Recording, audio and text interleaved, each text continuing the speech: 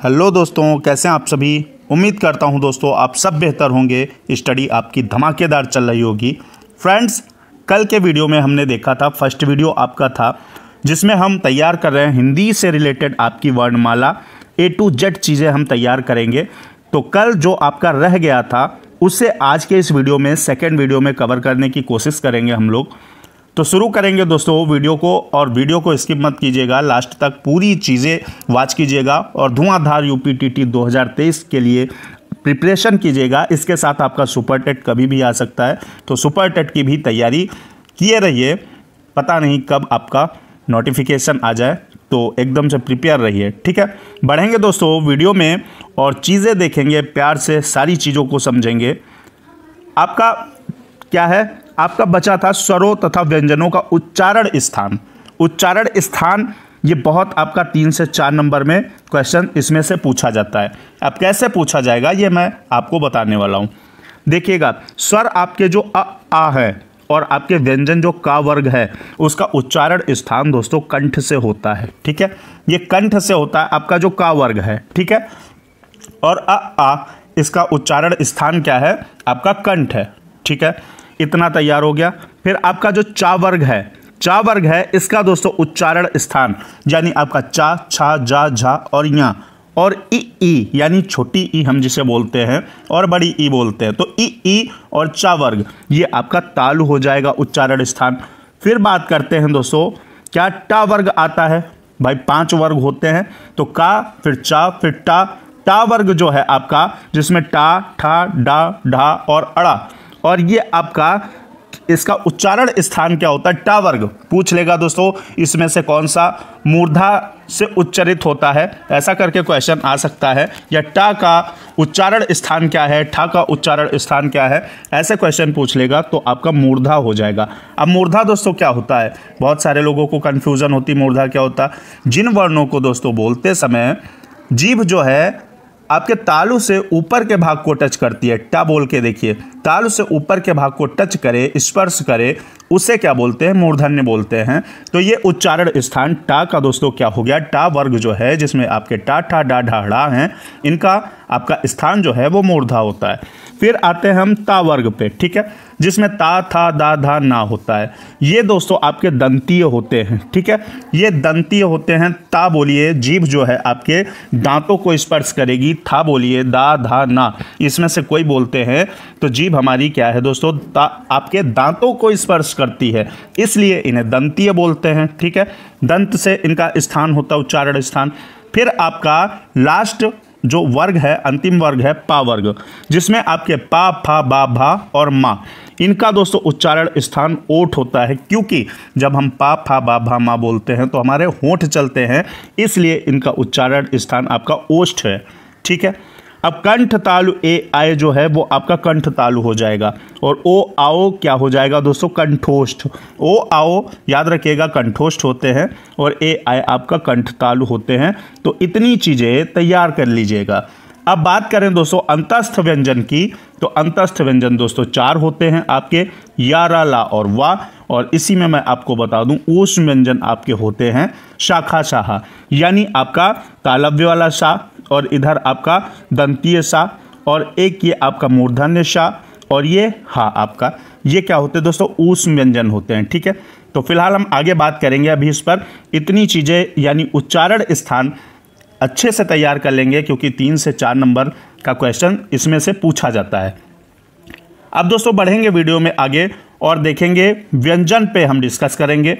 व्यंजन दोस्तों क्या होता है, आपका व्यंजन जिन वर्णों का उच्चारण स्वरों की सहायता से किया जाता है उन्हें व्यंजन कहते हैं। जैसे एक बहुत प्यारी सी बात है, आपका का जैसे है, तो ये का जो है ये किससे मिलकर बना है, ये हलंत जब नीचे लगता है तो ये आपका इस तरीके से का लिखा है। अब इसमें जब आ यानी छोटा आ जुड़ा है तब ये दोस्तों का बना है, इसलिए हम कहते हैं कि ये का जो है ये व्यंजन है, क्योंकि ये स्वर की सहायता से बोला जा रहा है, और इसमें जो हलंत वाला का है इसके साथ छोटा आ जिसे हम बोलते हैं वो जुड़ा हुआ है। जैसे हम बात करें, जैसे दोस्तों गा की बात करें या किसी भी व्यंजन की बात करें, तो गा जो बना है वो गा प्लस आ से मिलके आपका तब हलंत हटता है तब इस तरीके से गा लिखा जाएगा। इन सारी चीज़ों को याद कर लेंगे, तैयार कर लेंगे। अब सेकंड पॉइंट है आपका, तो आपने व्यंजन देख लिया, व्यंजन किसे कहते हैं। हिंदी में मूल व्यंजन 33 हैं, 33 मूल व्यंजन हैं, और उसके अतिरिक्त आपके आगत व्यंजन भी हैं 2। तो हिंदी में मूल व्यंजन 33 है। इसके अतिरिक्त दोस्तों 4 संयुक्त व्यंजन होते हैं, जिन्हें मैं अभी आगे वीडियो में डिस्कस करूंगा। अतः हिंदी में कुल व्यंजनों की संख्या 39 होती है। इन सारी चीज़ों को तैयार कर लेंगे तो आपका व्यंजन तैयार हो गया। कम समय में ज़्यादा चीज़ें तैयार करेंगे इस वीडियो के माध्यम से, और यही खूबसूरती है A1 एजुकेशनल हब के माध्यम से स्टडी करने की। दोस्तों व्यंजन को कितने पार्ट में हम डिवाइड करेंगे, यानी कितने प्रकार के व्यंजन होते हैं उन्हें देखेंगे। नंबर 1 आपका स्पर्श व्यंजन, ठीक है। नंबर 2 आपका अंतस्थ व्यंजन। नंबर 3 ऊष्म व्यंजन। नंबर 4 आगत व्यंजन। नंबर 5 संयुक्त व्यंजन, और एक व्यंजन और है, अभी आगे वीडियो में डिस्कस करेंगे द्वित्व व्यंजन के बारे में। तो स्पर्श व्यंजन कौन कौन से होते हैं दोस्तों, जो 5 आपके वर्ग हैं, यानी का वर्ग, चा वर्ग, टा वर्ग, ता वर्ग और पा वर्ग, तथा आपका ड़ा और ढा। फिलहाल ड़ा ढा से आप थोड़ी देर के लिए छोड़ देंगे।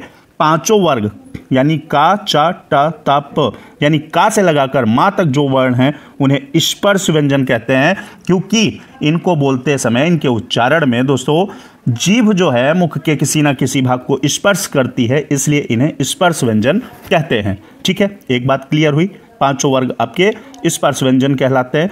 फिर आते हैं अंतस्थ व्यंजन। इनके बारे में अभी हम डिटेल में जल्दी जल्दी देख लेंगे, ठीक है, डिटेल में जल्दी जल्दी। अंतस्थ व्यंजन दोस्तों क्या होते हैं। अंतस्थ व्यंजन, अंतस्थ अभी मैं आपको आगे बताऊंगा, फिलहाल सुन लीजिए। अंतः मीन्स होता है अंदर से या भीतर से, और स्थ मीन्स होता है स्थित होना, ठीक है।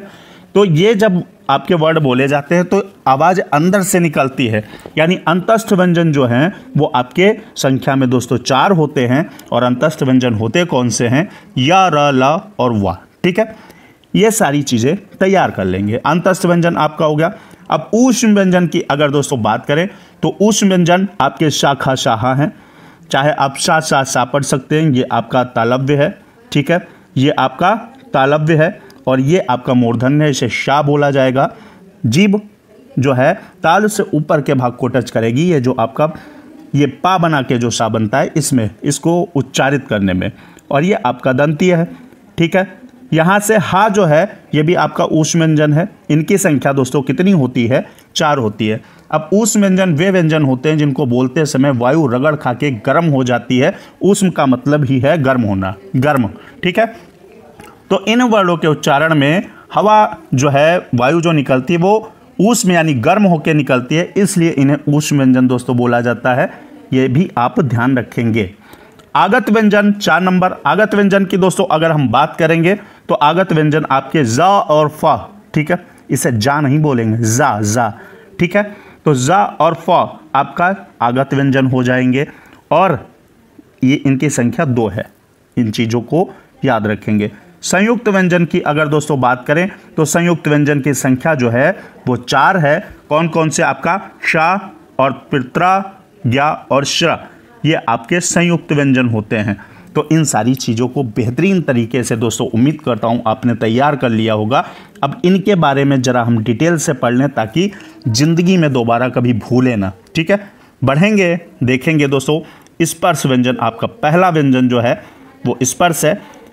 क्या कहता है दोस्तों, जिन व्यंजनों का उच्चारण करते समय जीभ जो है मुख के किसी न किसी भाग को स्पर्श करती है उन्हें स्पर्श व्यंजन कहते हैं, ठीक है। जीभ दोस्तों किसी न किसी भाग को, मुख के अंदर किसी न किसी भाग को स्पर्श करती है, उन्हें स्पर्श व्यंजन कहते हैं। आपके 5 वर्ग जो कचट तप हैं वो सारे स्पर्श व्यंजन होते हैं, यानी का से लेके माँ तक के व्यंजन जो हैं वो आपके स्पर्श व्यंजन है। का से माँ तक के सभी वर्ण स्पर्श व्यंजन कहलाते हैं, ऑलरेडी मैंने आपको बता दिया। अब अगला दोस्तों क्या था, अंतस्थ व्यंजन। लीजिए मैंने आपको क्या बताया था, अंतस्थ व्यंजन। जिनको वीडियो दोस्तों छोड़ना है, आपकी इच्छा है छोड़ सकते हैं, नहीं तो चैनल को सब्सक्राइब करके बेल आइकन प्रेस कर दीजिए। हर रात 9 बजे शानदार क्लास इसी तरीके की आपको प्रोवाइड करवाई जाएगी। 4 सब्जेक्ट में आपको तैयार करवाऊँगा। आपकी मैथ हो गई, मैथ, CDP आपकी, हिंदी, ठीक है, और आपकी EVS की बात करें, ठीक है, पर्यावरण भी। तो ये 4 सब्जेक्ट मैं आपको तैयार कराऊंगा। अंतस्थ व्यंजन क्या होते हैं? अंतः का मतलब होता है आपका मध्य या बीच या अंदर से, ठीक है। स्थित यानी स्थ मीन्स स्थित, कहने का मतलब है उच्चारण के समय जो व्यंजन मुख के भीतर ही रहते हैं उन्हें अंतस्थ व्यंजन कहते हैं। और ये संख्या में दोस्तों 4 होते हैं। और कौन कौन से होते हैं? या, र, ला और वा, ये अंतस्थ व्यंजन बोले जाते हैं। तो ये आपने तैयार कर लिए। अगला व्यंजन कौन सा था? ऊष्म व्यंजन था दोस्तों। ऊष्म व्यंजन के बारे में देखेंगे। ऐसे वर्ण जिनके उच्चारण में मुख से विशेष प्रकार की गर्म वायु निकलती है, इसलिए इन्हें ऊष्म व्यंजन कहते हैं। ऊष्म का मतलब होता है गर्म, तो ऊष्म वायु निकलती है, इनको उच्चारित करते समय इन्हें ऊष्म व्यंजन कहते हैं। ये संख्या में 4 होते हैं। कितने? 4। और कौन कौन से? आपके शा, खा, शाहा। ये खा, ये वाला खा नहीं है, इससे भी खा ही बोलते हैं। तो सा या आप शा, शाहा बोल सकते हैं, जैसे आपको याद रहे। तो ये संख्या में दोस्तों 4 होते हैं, ठीक है, शाखा, शाहा। अगला क्या था आपका? अगला आगत व्यंजन। आगत व्यंजन यानी जो आपके बाहर से आ गए हैं, वे व्यंजन जो विदेशी भाषा के शब्दों से अपनाए गए हैं उन्हें दोस्तों आगत व्यंजन कहते हैं। आगत माने आना, और कहाँ से आए? विदेशी भाषा से के शब्दों से अपनाए गए हैं। ऐसे वर्णों को हम या ऐसे व्यंजन आगत व्यंजन कहलाते हैं। जैसे ड़ा और ढ़ा, ड़ा और ढ़ा, ये आपके आगत व्यंजन होते हैं। अगला आपका था संयुक्त व्यंजन।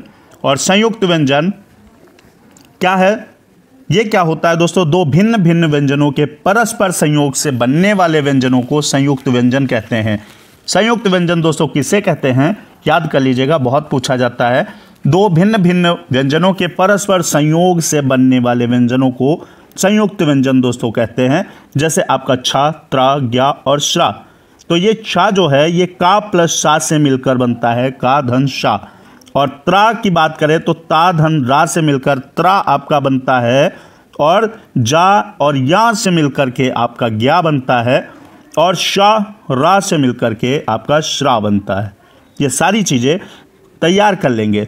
संयुक्त व्यंजन आपके छा, त्रा, ज्ञा, श्रा। और ये क्या होते हैं दोस्तों? 2 भिन्न भिन्न व्यंजनों के परस्पर संयोग से बनने वाले व्यंजन संयुक्त व्यंजन कहलाते हैं। ये आप तैयार कर लेंगे। अगला क्या है? अगला है आपका द्वित्व व्यंजन। द्वित्व व्यंजन ये क्या होते हैं? वेरी मोस्ट आपका है, जब 2 समान व्यंजन एक साथ प्रयोग में लाए जाते हैं तो उन्हें द्वित्व व्यंजन कहते हैं। जब 2 समान व्यंजन एक साथ प्रयोग में लाएं, मोबाइल में कभी टाइपिंग कीजिएगा और डबल के दबाइएगा, तो डबल के जब दबाएंगे तो हिंदी में आपका कुछ इस तरीके से लिख करके आएगा। जैसे आप पक्का लिखेंगे तो पी, और फिर आप डबल के ए दबाएंगे तो इस तरीके से आपका लिखेगा, ठीक है। तो जब 2 समान व्यंजन, ये 2 समान ही तो हैं, व्यंजन एक साथ प्रयोग में लाए जाते तो उन्हें द्वित्व व्यंजन कहते हैं, या वे द्वित्व व्यंजन कहलाते हैं। जैसे आपका पक्का, दिल्ली, बिल्ली, इस तरीके का आपका बच्चा, लज्जा इत्यादि कोई भी, तो ये आपके द्वित्व व्यंजन के उदाहरण हैं, ठीक है। तो आज के वीडियो में दोस्तों द्वित्व व्यंजन तक हमने पढ़ा है। नेक्स्ट आपका वीडियो मिल जाएगा। नेक्स्ट वीडियो कल एक बार फिर से आपको रात 9 बजे मिलेगा।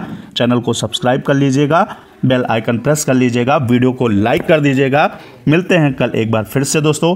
जय हिंद, वंदे मातरम।